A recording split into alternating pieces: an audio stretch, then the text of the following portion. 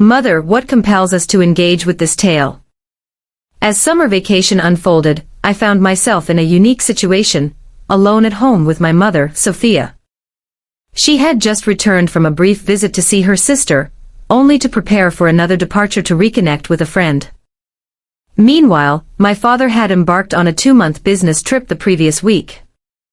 At 18 years old and just starting my college journey, the house was mine to explore. As soon as my mother's car rolled out of the driveway, I knew exactly how to spend my time. I locked the front door and shed my clothes. Gathering my usual supplies, tissues and liquid soap, I readied myself for what I expected to be a long and enjoyable session ahead. Time flew by as I indulged in my favorite pastime, taking short breaks to refresh and explore a variety of enticing themes. As I wandered through the vast expanse of websites, I lost track of time, only to discover that nearly 4 hours had slipped away unnoticed. Usually, my mother would be away for quite some time while visiting her friend. Yet today, it seemed the whispers had drawn to a close. Lost in my own world, with headphones enveloping me in sound, I remained blissfully unaware of the front door's presence. In an instant, my mother's voice pierced through the air, laden with horror and disbelief. "Oh my goodness, William, what on earth are you up to?" In that moment, a wave of humiliation washed over me as my mother burst into my room, her voice firm and urgent, instructing me to stop at once. At once. Her sudden appearance left me utterly speechless, as I struggled to grasp the unfolding events while the weight of the situation slowly sank into my awareness. What steps should I embark upon? How might I weave this tale for her understanding? After what felt like an endless stretch of time, I finally gathered the courage to seek out Mom, finding her in the living room. Here lies a tapestry woven with threads of disappointment and shame. "I sincerely apologize." Mother stammered, "I was not aware of your early arrival back home. It shall not come to pass." Once more, Mom stood still, her face clearly revealing the turmoil she had felt earlier. With a gentle grace, she made her way to the kitchen. West lingered through the evening, wrapped in an unsettling quiet, sipping tea while skillfully avoiding any gaze that might pierce the stillness. The air was thick with tension, even amidst the clumsiness of the moment. I discovered that I could not withstand the allure of the couple. To fulfill what I had begun, I withdrew to my room after dinner, leaving the door slightly open to catch the sound of my mother finishing the dishes. In my youthful confidence, I believed I was quite the mastermind, yet my mother had woven a tale of her own, one that I had not anticipated. With a deliberate twist of the kitchen faucet, she drowned out the sound of her footsteps, drawing closer to my room. I was blissfully unaware of her approach until her voice floated in from behind me, soothing and calm. "It's okay, William, just remain silent, everything is fine." With a sudden burst of energy, I nearly sprang from my seat, frantically trying to close the internet tabs on my computer. My mother entered the room, her gaze fixated on the sexual content still displayed on the screen. "I just wanted to apologize for shouting at you today," she said, her voice quavering. "At your age, this is typical, you know." I tried to comprehend her words. I began to speak, but she cut me off, asking how often I engaged in this activity. Though I felt uneasy, I knew I had to be honest. I replied, "Every day, Mother." On several occasions, she pressed me, perhaps 3 or 4 times, about how I came by this information. "Do you have a girlfriend?" she inquired. "No, Mom," I confessed. "Very well," she said, "I merely want you to understand that I recognize you are young and have needs. Do not hesitate to express your enjoyment to me on this matter. I do not wish to impede you, but I am unable to exit 3 or 4 times daily to afford you privacy. Please proceed with your needs, and disregard my presence." Before I could reply, she turned and exited the room, leaving me completely bewildered. How had this conversation transpired? It felt surreal. A few days later during dinner, Mother nonchalantly said of William, "Did you attend to your well-being today?" In nearly asphyxiated on my meal, Mother, William replied, "We concur if you wish to. Do not hesitate to engage with me. All is well indeed." "I recall. It's all right, son," I whispered, still uneasy with this new dynamic but reassured. Do not concern yourself with that, let us complete our meal. I was incredulous that this was occurring. I felt as though I were inhabiting an alternative reality. After supper I withdrew to my room, still contemplating this peculiar, new normal. Shortly thereafter, Mother arrived in my doorway clad in her customary home robe. She urged, "Come on, play one of your videos," she stated casually. "Mom, please refrain," I implored, my cheeks wreathing. Embarrassed, Shep persisted. "No, William, we must move beyond this awkwardness. Let us watch that video from yesterday." What was it? I hesitantly entered the search criteria and retrieved the video we possessed. I inadvertently watched along the day prior. At her instruction, I discreetly complied with Mom's request to increase the level. She stood beside me, observing with apparent real interest. "Your eyes touched," momentarily prompting me to avert my gaze and concentrate. "Focus on the screen. Proceed." Williams' mother encouraged to act as usual. She exited the room momentarily, upon returning with an additional chair, which she positioned adjacent to mine. We sat in silence. After a few minutes of watching the film together, Mother said again, "All right, son, you may proceed at your convenience." Now I was not concerned about my return home. Upon awakening the next morning, I felt as though a whole day had elapsed since the events of yesterday. I viewed sexual films with my mother. The entire scenario was ludicrous. The experience was strangely exhilarating. As I remained seated at my computer afterwards that day, emboldened by my mother's return from grocery shopping, I decided to assess the situation. I replayed the video from the previous day and gradually amplified the volume until it resonated in the kitchen. The sound of rustling grocery bags ceased, and shortly thereafter I heard my mother's footsteps nearing my room. My heart raced as she appeared in the doorway, a faint smile gracing her lips, and she approached me and caressed my head delicately. "Well done, Jake, proceed and indulge in it." She exited my room, leaving the door ajar. I sat there feeling both relieved and somehow sad. However, I soon noticed an unusual silence enveloping the apartment. Intrigued, I sneaked out of my room to investigate and discovered my mother's bedroom door closed. Subsequently, I heard her summons from the kitchen. "She has prepared the lunch." "William, wait a moment." I returned the call, while maintaining a fixed gaze. "William, everything will become cold," my mother insisted on, eventually pulling me away from the computer. Lunch was a subdued affair with minimal dialogue. I inquired if she had heard from Dad and when he might return home. My mother's expressions softened slightly as she revealed that this trip had taken longer than expected. "I miss him," she added, a hint of sorrow in her voice. Even though the echoes of yesterday's events still hung in the air, a subtle tension remained between us. Yet, as the day unfolded, the atmosphere began to soften. We found ourselves slipping into familiar rhythms, engaging in light-hearted conversations, sharing smiles and laughter like we used to. That evening, we settled in to watch a couple of episodes together, the warmth of connection slowly returning. Of Game of Thrones together before retiring to our respective rooms. It was nearly 11 a.m., however, I was not prepared to sleep. I chose to partake in my nocturnal routine.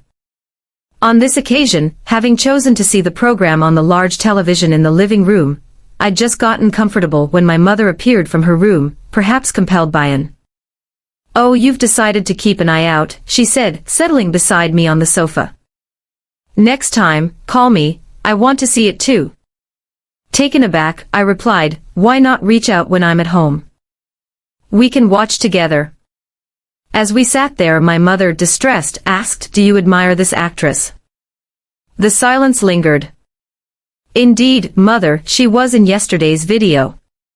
Can you believe she's 47 years old? Though she is younger than I, her remarkable presence is undeniable. I agree that she must partake in considerable exercise." My mother chuckled, pondering the implications. I felt a sense of joy as we shared this light-hearted moment.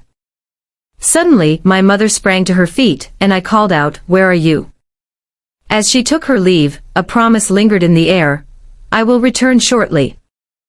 I have a gift for you."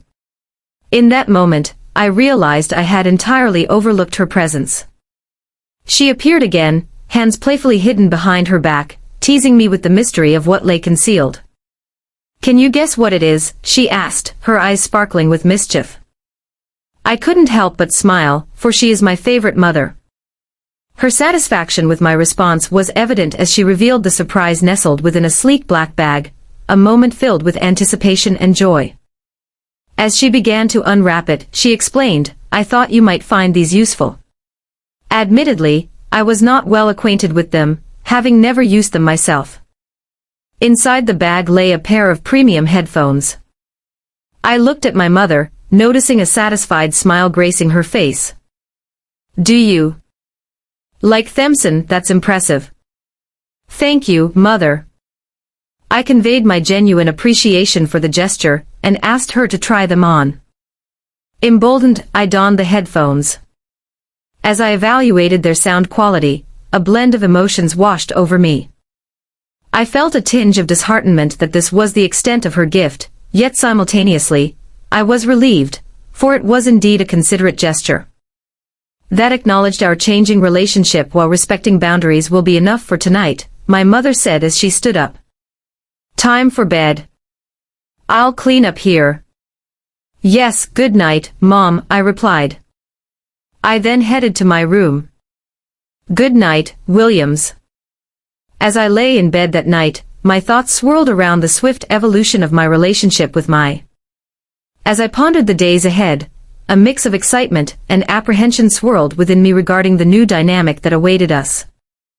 The next morning, I rose with an unusual combination of thrill and unease, aware that recent happenings had altered the very fabric of our relationship.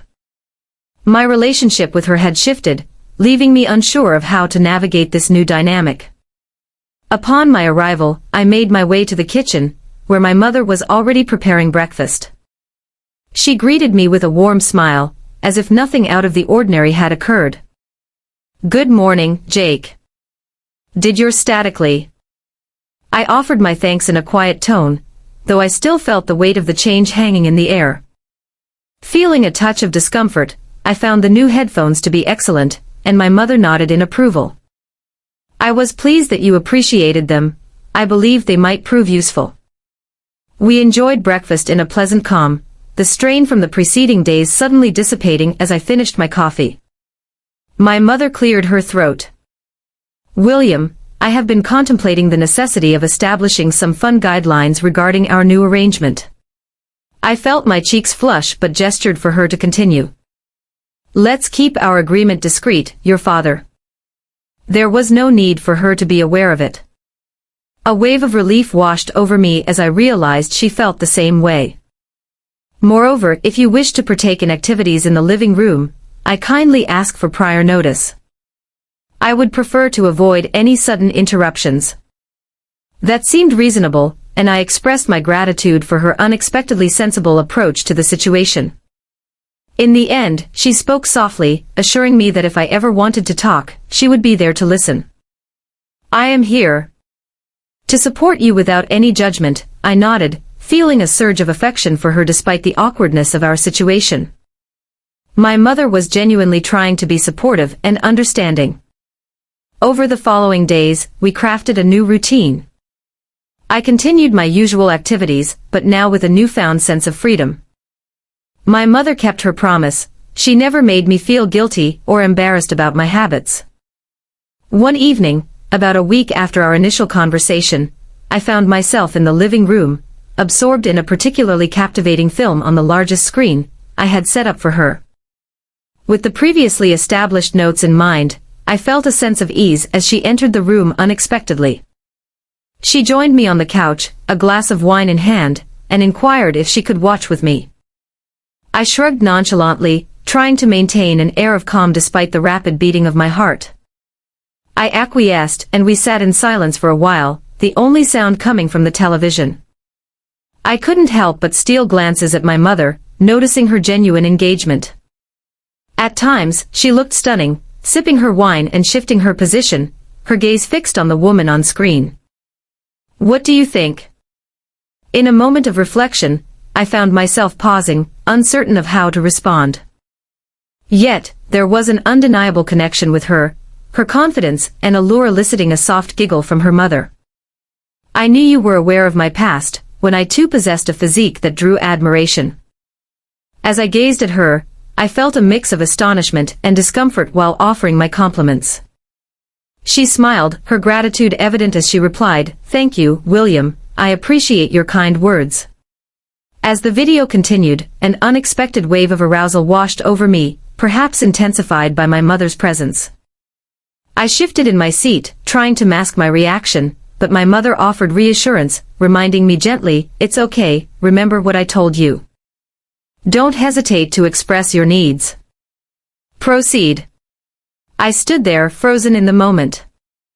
In a moment of uncertainty, I found myself questioning whether I had truly seen her. She nodded, a gesture of affirmation that was encouraging, yet tinged with hesitation. I felt compelled to offer guidance, for her proposal had astonished me beyond my wildest expectations. As we embarked on this new arrangement, a part of me longed to retreat to the safety of my room, overwhelmed by a sense of humiliation. Yet, another part of me was captivated, and with a gradual, hesitant nod, I acquiesced. "Understandable," I murmured, my voice barely above a whisper. My mother, placing her wineglass down, turned to me and said, "First and foremost, relax. You are too tense. Inhale deeply." "I'm sorry, but I can't assist with that." I felt a swirl of embarrassment and exhilaration as Mom handed me a box of tissues, a small smile gracing her face that somehow made everything feel a little lighter. I nodded, unable to meet her gaze. "Yeah, thanks, Mom." She patted my knee affectionately, her warmth wrapping around me. "You're welcome, William. I'm glad I could help. Now why don't you go clean up while I fix us some dinner?" As I made my way to the bathroom, my mind raced, trying to grasp what had just unfolded. How had we shifted from awkward conversations to this moment? And more importantly, where would this lead us? In the weeks that followed, our unconventional arrangement began to take on a life of its own. Mom became increasingly involved in my activities, offering advice and support in ways I never expected. And more importantly, where would we go from here? Over the next few weeks, our unconventional arrangement continued to evolve. Mom became more involved in my activities, offering advice and sometimes even joining me to watch videos. She never participated directly, but her presence and guidance added an exciting new dimension to my experiences. One afternoon, as we sat together on the couch, Mom turned to me with a curious expression. "William, I think we need to talk about something important." My heart raced, wondering if she was reconsidering our arrangement.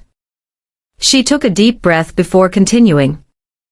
"I want you to know that what we're doing is not typical. Most mothers and sons don't have this kind of relationship." I nodded, feeling a knot form in my stomach. "I know you do. Do you want to stop?" To my surprise, she shook her head. "No, that's not it. I just want to make sure you understand that this is special and private, and it doesn't mean that our relationship has fundamentally changed. I'm still your mother, and I love you as my son. This is just an unusual way of me supporting you through this stage of your life." Her words both reassured and confused me. "I understand, Mom. I am also grateful for your support and love, but I find myself wondering why you seem so accepting of this." The mother paused for a moment, contemplating her response. "I suppose it's because I recall how challenging and perplexing these emotions can be. At your age, I had no one to guide me, and I made some regrettable choices. I want better for you. I want you to feel at ease with your sexuality, and to understand it without the shame and secrecy I faced." Her candidness moved me profoundly. "Thank you, Mom, that truly means a lot to me."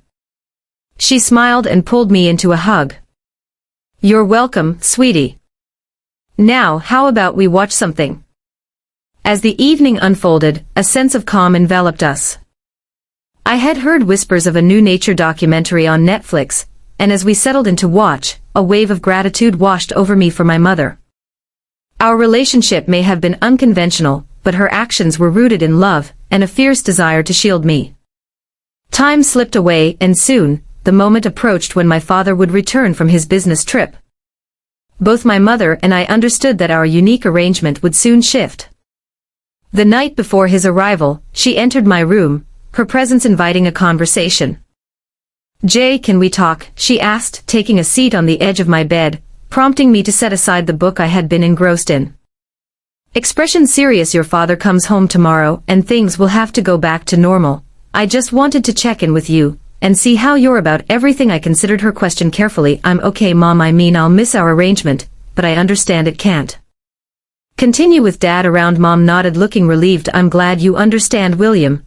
And I want you to know that I'm proud of you. You've matured so much over these past few weeks. I hope that what we've shared has helped you in some way. I assured her. More than you know. Thank you for everything. She leaned in and kissed my forehead, something she hadn't done since I was a little kid. You're welcome, sweetheart. Remember, even though this particular aspect of our relationship is, I'm always here if you need to talk about anything. As she stood to leave, I called out, Mom. She turned back. William, the first love you. Her face softened into a warm smile.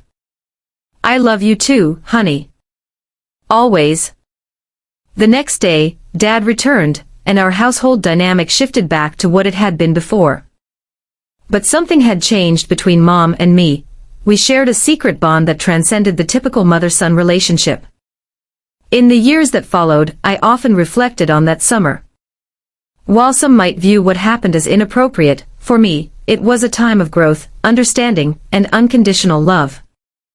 Mom's unconventional approach instilled in me a confidence and self-awareness that many of my peers lacked, enabling me to navigate relationships and my own sexuality in college and beyond.